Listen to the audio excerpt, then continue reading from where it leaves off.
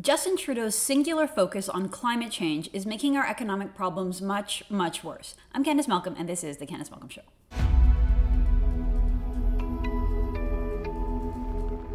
Hi everyone, thank you so much for tuning in. I hope everyone out there had a wonderful weekend with their families or doing whatever it is you like to do. At my house, we were having a birthday party. My youngest daughter is turning 1, and so we had a 1-year-old birthday party. I don't know if you've ever been to a 1-year-old's birthday party, but it's really more for the parents. The baby or the 1-year-old doesn't really know what's going on. It's a little like overwhelming. You know, people are there's balloons and there's lots of kids running around, and they do this whole cake thing, which is like very confusing for the baby. So anyway, it was a lot of fun over at my household.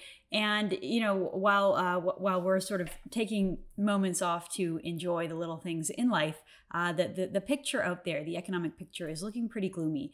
And I'm going to focus the show today on just doing a snapshot of the Canadian economy, looking at where we are and sort of comparing that with the things that our Prime Minister is talking about, what his focus is and what the media is focused on, because the media, being the media, isn't really doing their job. Sure, there's sporadic coverage of the various economic crises that are on the horizon. However, that's not the main focus. You know, the main focus of the media is cheerleading behind the Liberals and all of their harebrained schemes that are coming out of COP26.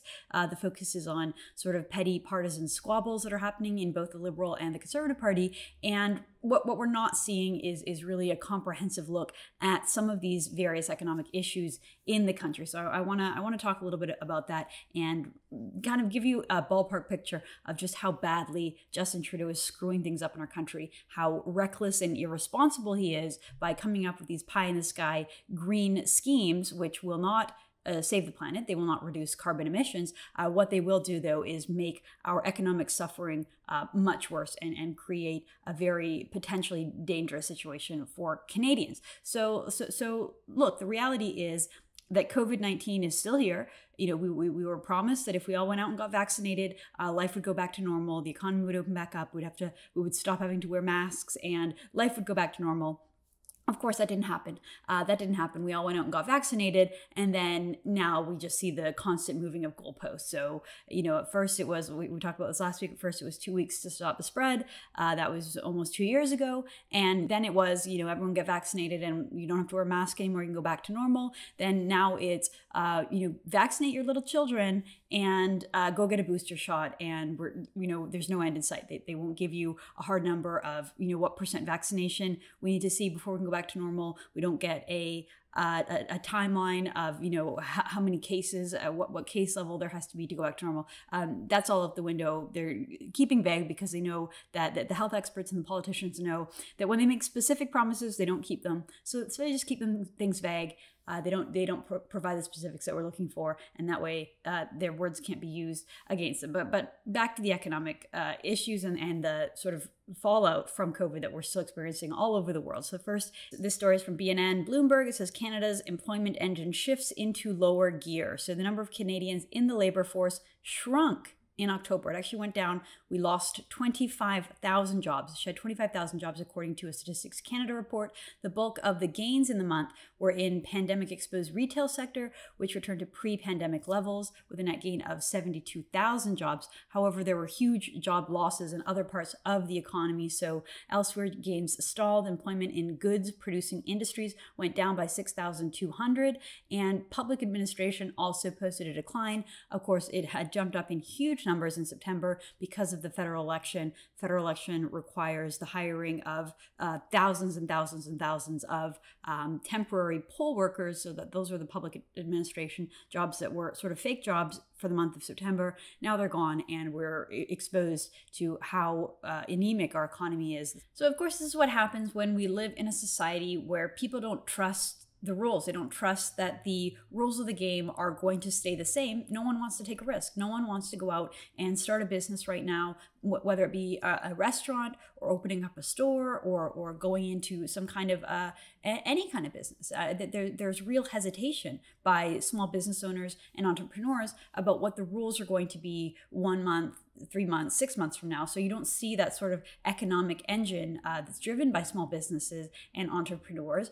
And then at the same time, of course, you have this really tight grip in terms of the tax and regulatory regime in Canada, which already suppresses the sort of entrepreneurial spirit in the country. So you kind of have these dual issues at play. I'm sure there's other issues at play as well, which we'll talk about some of the supply chain issues in this show. But really, as a society, we've just become painfully risk averse. We see that with all of the COVID rules, the fact that there's so many people who comply. They don't want to contract COVID. They don't want to be exposed to COVID. Many of them don't want their kids to be exposed to COVID, even though we know that children don't really have negative experiences from COVID. It's not really a threat to them in the same way as it's a threat to adults. You can see that by the incredibly low case mortality rate. Fewer children die of COVID than do of the flu, than influenza. Very low numbers. We're talking 17 kids in the last 2 years, and we don't know the specifics about the comorbidity rates among those 17 because of privacy. So really very low number, low hospitalization rate as well. But people are still paranoid. They're paranoid because they've been exposed to a legacy media that drums up fear, to politicians who promise that the key to return to normalcy is just everybody get vaccinated, including little kids. And so because of that, we kind of live in this society of heightened fear. We've really let basic freedoms slip away. And part of the real issue here is when you have a society that heavily favors safety and security, and even has patience for the sort of authoritarian impulse of the government, and says it's okay that we have all these authoritarian rules because we want to stay safe. That's a very scary picture in terms of the loss of freedom, erosion of freedom, but also on the economic front. Again, that sort of risk averse, not wanting to go out there and take a risk by starting a business, creating an idea, building the economy. That's what's needed, and those values are sort of slipping away within all this, and that's something that's rarely spoken about. The sort of second and third order consequences and unintended consequences of this sort of new health pandemic mentality. And sort of connected to that lack of entrepreneurial drive and just a lower job creation, the anemic economy that we're experiencing, are these massive supply chain issues that we started to experience them a little bit throughout the last year or so, but they've really exploded. I'll give you an example. I was out in Los Angeles a few weeks ago, and as I was flying into the city, I just looked out the window and I couldn't believe my eyes. I just saw you're looking out the bay sort of over Long Beach in Los Angeles, and there were probably 100, maybe dozens or 100 tanker ships just sitting out at sea, just sitting there, waiting, I guess, to be unpacked. And there's huge labor supply issues that are happening in the Port of Los Angeles. It's the largest port in the United States, the largest port in North America. And you just see these ships just sitting there, and those are goods that are needed to keep the economy going, things that people have ordered, things that people need for their business. And it's just sitting there. So, really major issues with regards to lack of ability to get things sent. Also, I know this, my mother-in-law owns a furniture store, and I know that people who are ordering furniture, people who are trying to get things for their homes, are experiencing crazy delays, like year-long delays if you're ordering a sofa, or if you're trying to buy maybe a new car. There's all kinds of just shortages out there that are having so many different impacts on the economy, and it really is starting to feel a little bit chaotic.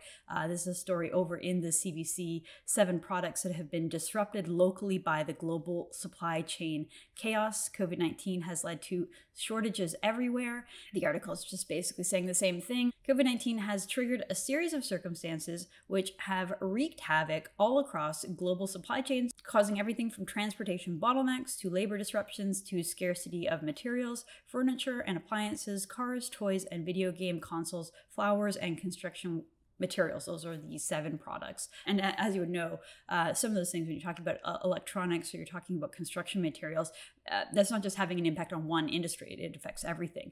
And so you can really see that issue and how it's starting to rear its ugly head. And yet, last week, our Prime Minister Justin Trudeau went to the G20 meeting, and I didn't hear anything about the global supply chain issues. I didn't hear any kind of strategy. You would think that the purpose of an organization where the heads of the 20 biggest countries in the world get together, particularly for a focus on economic issues. That's the whole point, is to talk about financial global stability, the financial systems, the financial markets. The whole purpose is to talk about these issues. And instead, Trudeau marched in there demanding climate change commitments from the world leaders, which, again, COP26 was the very next day. So he had the entire COP26 conference. The G20 meeting was one day. COP26, I believe, is 12 days. So yeah, you got 12 days to talk about climate change, one day to talk about the global financial systems and the economic systems.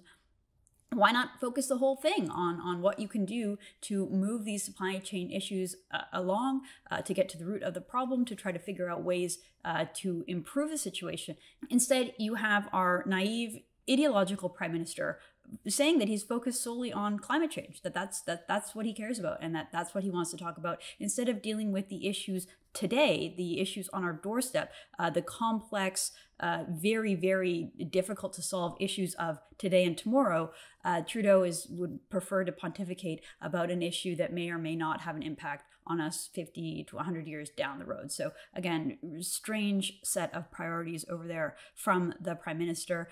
Here's another report. This one's from TNC.news. Negative impacts of supply chain disruptions could last until mid-2022, according to a Canadian report. So Canada could face negative downstream economic effects for some time due to current and ongoing supply chain disruptions plaguing the country. According to the auditing firm RSM Canada, Canadian businesses can expect disruptions such as port closures, factories shutting down, production halts, and labor shortages well into next year, 2022. And of course, there's corresponding spike in the prices of things, because if you can't get things, if there are shortages, if there are products that you can't get, it drives the price up because of scarcity. So many people are competing for the same scarce resources. Those prices are going up, and that is what we're starting to see. The price of certain food items is soaring across the country, surpassing the rate of inflation, according to new data from Statistics Canada. The cost of meat, produce, and dairy up 20 to 30% in certain provinces, again, according to Statistics Canada,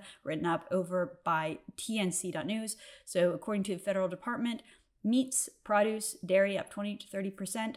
Since the onset of COVID-19 pandemic, food prices have been impacted by factors such as weather, supply disruptions, and shifting consumer demands, according to Stats Canada. And look, there's multiple issues at play. It's sort of a confluence of issues, because you have the supply chain disruptions, the just total bottleneck in certain areas, the inability for people like in the port of Los Angeles to just unload the products fast enough in order to get them to market. Whereas at the other side of the supply chain, lack of workers, lack of ability, lack of capital to invest to go extract the materials needed. So that's on one side. And then on the other side, you have governments who have dealt with COVID-19 by and large by just printing money, by borrowing, spending, borrowing, not having enough access to pay for all of the bills that they're spending. And so they have resorted to printing money, mass printing of money on a scale that we haven't seen in decades. And the whole thing is justified by this sort of new left-wing monetary theory, economic theory, that's really just an old economic theory, but it's wrapped up as this new theory. It's called the modern monetary theory. And the idea is just that our economies are really strong, that countries are really wealthy, and that we have, if you have your own currency, you can just print a lot of money and pay for it, and there won't be a huge consequence. So that's a very simplistic way of explaining it, but more or less that's the idea, is that we're very prosperous, we're very stable, we're very rich, so we might as well just print all this money, and we don't know exactly what's going to happen, but let's just try it and see what happens. And so that's where we are. It's not just Canada, it's happening across the West, it's happening across Western Europe, and of course in the United States. But what we know about the printing of money is that the more money you have, the less it's worth, because you have more of it. And so because of that, every dollar is worth less. And that's what we're seeing. Huge growth in inflation. Every single month, the Canadian government aims for about 2% inflation. And every month we see upwards of 4%. It's approaching 5%. And so this is what we're seeing. So it starts with the printing of money. Trudeau racked up the biggest deficit ever in just 2 months. So this was back in April and May of 2020. The shortfall, so the amount that Trudeau was spending that he didn't have, that was less than the amount that they were bringing in through revenue, through taxes, was $87 billion, according to the Finance Department figures that were released. So sure, Canadians supported this idea. Canadians wanted the Trudeau government to dig in and borrow a bunch of money so that people wouldn't have to necessarily go into their own debt. If you lost your job, if you were laid off, it was the government that forced the economy to shut down. So it sort of only made sense that the government would then pay your bills while you were forcefully unemployed. I do understand that, and I do support the idea. I didn't really support the idea of mass lockdowns, but if you're going to have mass lockdowns, then I do support the idea that you have to at least pay the people, because otherwise it's just completely unfair. So it did have political support, but it was a dramatic departure for Canada, which was had a long-standing aversion to high debt, to big deficit spending. And really what it did was just push the problem down the road, leave the problem for future generations. Canada is now years away, perhaps decades away from balancing the budget. Remember, the Parliamentary Bureau officer had a projection that under Trudeau's plan, Canada would not balance its budget until 2070. So, we're talking about almost 50 years of piling on more and more and more debt. In 2021, the Liberals again created an absolutely staggering deficit, a $354 billion projected deficit for this year. So they really blew the bank out last year. And then instead of calming things down and removing all of those temporary measures, they kind of just kept it going. And continued to absolutely blow the budget, spend on an unprecedented level. We've never seen anything like this. Canada's federal debt is expected to cross the $1.3 trillion mark. Remember when Justin Trudeau was first elected? He promised to do tiny little deficits, $10 billion, small little deficits relative to the size of government, and then get back to normal. Well, that, of course, was total nonsense, totally untrue.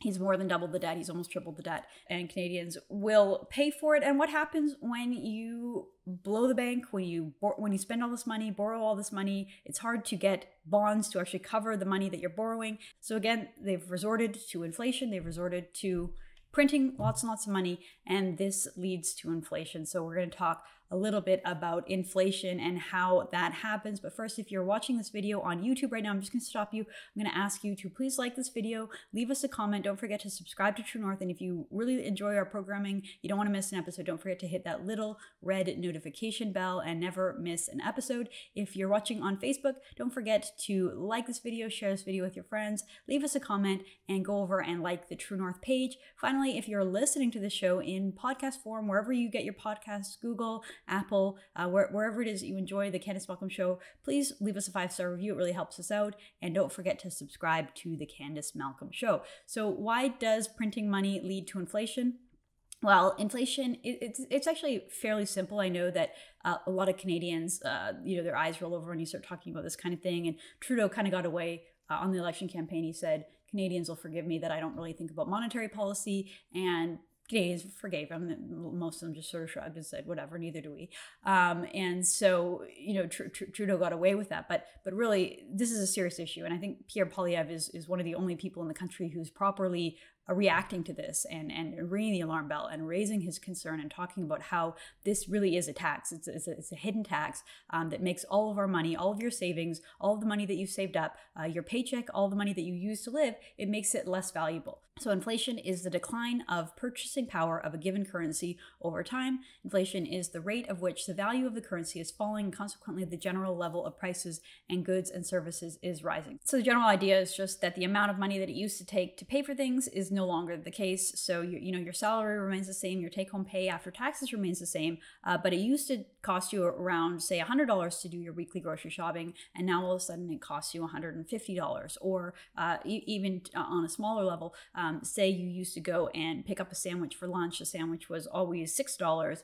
Now all of a sudden it's $8. And so those little things really have an impact on your overall family budget, because your money's just not going as far. It's not like you're getting a raise from your job job to correspond to that. So a lot of people are really feeling this pinch, and that in a nutshell is inflation. So inflation is now the highest that it's been since 2003, according to Statistics Canada. Inflation in Canada is at an 18-year high. Year over year, the commodity price index is up 4.4%, which is the highest again since February 2003. The fear of all this, okay, so the idea of inflation sucks. It's terrible. It's bad for, again, your ability to budget, your ability to make ends meet. But the bigger fear here, the underlying fear, because we're talking about such huge numbers, such unprecedented spending, again, not just in Canada, but all over the world, is the fear of hyperinflation. And that is what really, really destabilizes societies. That leads to wars. It leads to huge mass scarcity, and really just poverty. It's what can destroy a society. So what exactly is hyperinflation? It's a term to describe the rapid, excessive, and out of control price increases in an economy. So it happens when the central bankers just sort of lose control. They require to print so much money to keep up with the government spending that they just create such a huge input of cash into the system that prices surge out of control, that the value of money doesn't hold, the value of money changes. We've seen it in various places around in recent history in the last 100 years, where, you know, the price of bread in the morning is totally different than the price of bread in the afternoon, where the value of the money is less than the dollar, that the paper that's actually printed in, or the coin that's actually held. And it's very rare. You know, we're not there right now, but we should be more aware of how this happens, how we get to these conditions, and what happens after a country goes through something like that. You know, it's happened throughout history. It's happened recently in countries like Germany, Russia, Hungary, Argentina in the last 100 years. So again, very concerning stuff, and not the proper attention needed. You know, if you ask left-wing economists, or you ask people in the Trudeau government about the risk of hyperinflation, they'll just shake their head, shrug, and say, no, that's not a concern. That's not a concern. That's not going to happen in a stable country like Canada, and they don't give it any thought whatsoever. But it should be something that they think about. And so instead of talking about all these issues, I just sort of glossed over things. I didn't go into great detail in any of these issues. But instead of talking about any of this stuff, instead of focusing on any of the real issues that matter in the country, any of the economic reasons, again, we have our Prime Minister over in Scotland at the COP26, just virtue signaling, showing off, doing things that make him feel good, totally over the top nonsense about a problem that's real too. You know, climate change is real. Climate change is a threat. Humans need to be able to adapt to our changing environment. Some people see this as a huge threat. Some people see it as something that is a challenge that we can overcome. But regardless, you know, instead of dealing with all of the various crises that we see and the issues, we have instead our Prime Minister Justin Trudeau with a singular focus on climate change. This is the only thing he cares about. This is all he talks about. This is what we see him focus on the absolute most. And so we have these ridiculous pledges. First, he calls for a global carbon tax. Not going to happen.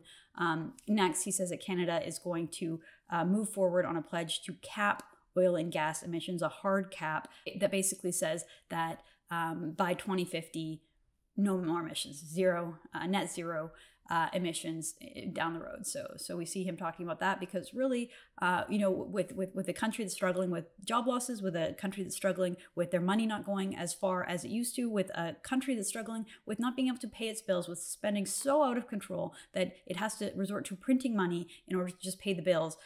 Yeah, let's kill our biggest industry. Yeah, let's put a hard cap, put more Canadians out of work, kill the economic engine of the country.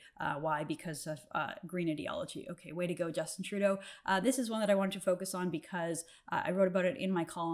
Truly, truly insane. So Ottawa pledges to end financing to foreign fossil fuel production projects in 2022. So the federal government is pledging to end all of its foreign financing of anything to do with oil and gas by next year. Commitment will place heavy pressure on Export Development Canada, which provides loans, insurance, and other forms of financial backing to oil and gas companies. But it also impacts the Canadian pension and other pensions, public pensions that invest in oil and gas around the world. So here's the idea. In times of inflation like we're experiencing now, there's a couple of things. There's a bit of advice that bankers tend to give to investors about things that you can invest in to sort of hedge against inflation. So during times of inflation, you want to protect your assets, and you want to invest in things that will hold their value. And so you might get recommendations to purchase, precious metals, or maybe go into crypto, or real estate is usually a good one. And another good one is energy,